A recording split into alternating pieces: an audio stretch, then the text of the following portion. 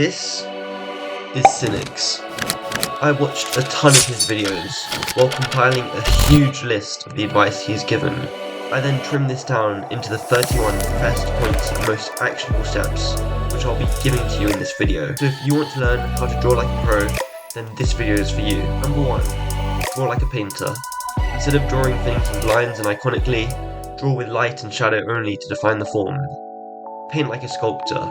Focus on planes, cut and smooth. Don't be afraid to rework. The whole process of painting is just having one hard edge and another soft edge, then combine them and fold them into each other. You want to make the cuts generally when defining a new plane. Draw with energy, be loose with your lines and don't get caught up trying to make it perfect. Almost always add a sharp and pretty much white light with some glow of the colour it's supposed to be. There's a lot to learn from graffiti. First is the control. When drawing graffiti, you would draw with your whole arm and not just your wrist, so that's what you should be doing.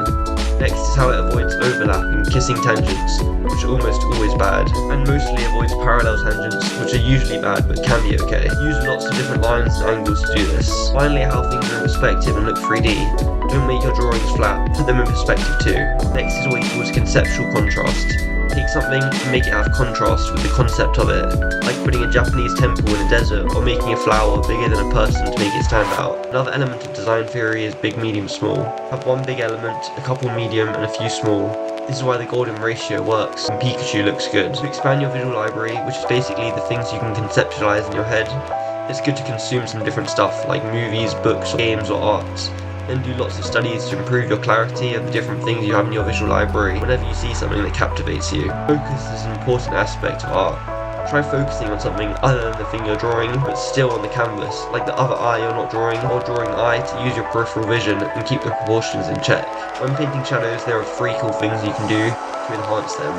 You can eliminate some of the detail in them as it's darker so we can see less. You can also use your shadows for shape design. Minimal shadows may be good for innocent faces. I'm sure you've seen or used this Rembrandt triangle before, which is a great example of shape design. Finally, you can combine shadow shapes together to abstract reality and make them the colour of the ambient light in the environment, so that everything doesn't look like it's placed in a grey warehouse. Good shape appeal generally uses obtuse angles with very simple shapes to create a flow in the drawing, make it have an underlying sense of comfort. This same sense of flow should continue throughout all the shapes as they interact with each other. It's a bit wishy-washy, but tempo can unlock a huge amount of potential in your arts. The speed and rhythm that you draw at can create a lot of energy in your piece and allows you to tune into your intuition for appeal and aesthetics. To improve your tempo, there's 3 exercises you can do. Some spirals, some bubbles where you try to find if you've made any patterns, and if so, try not to include them in the future. And automatic drawing, where you basically just draw random lines and shapes at different speeds based on what you feel like while trying to avoid repetitive shapes or patterns. Try to see the world in shapes instead of lines. You can do some value distillation studies where you try to draw objects with just 2 values using only shapes. This is random, but green's a bad colour to paint because it's too broad. So try to identify it as things like lime and mint to be more specific and make it easier to paint.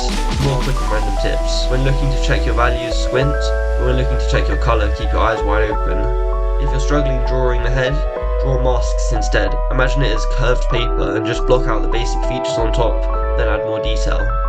Start with subtle colour changes, then work up to bigger ones while you're painting.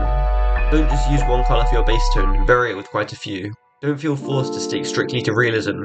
Paint what's appealing and feel free to deviate from what's realistic. And colour of course, but even in things like anatomy, can make your art much more appealing. Always try to keep the brush size large without size jitter to make small strokes that are not painter-like, especially in the earlier stages of painting. A hard brush with some opacity jitter or a way to smooth out one side is all you need to paint like a pro. Almost always turn the line art colour to something that matches the painting. When blending, try to keep your strokes going in the same direction as the contour of the form. Try to use as little strokes as possible to show the form and avoid banding, where each step up or down in the colour transition is visible at the consistently sized bands of colour and value. Use big, medium, small, and good shape design like we talked about earlier to avoid this.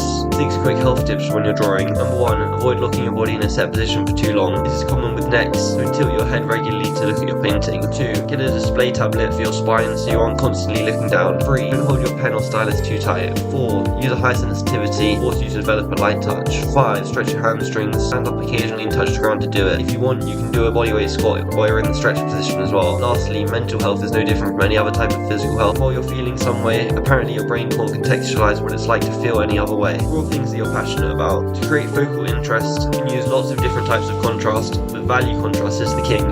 You want to use big, medium, small, in a shape that creates a triangle, taking up a large amount of space, and the big focal point placed on one of the points in the rule of thirds. Then stagger the other 2 points in 3D as they go further back to create depth. Lastly, it's not really an art tip, but do some meditation to help you get some more trust in your intuition and subconscious, so you can get a feel for drawing stuff that looks good.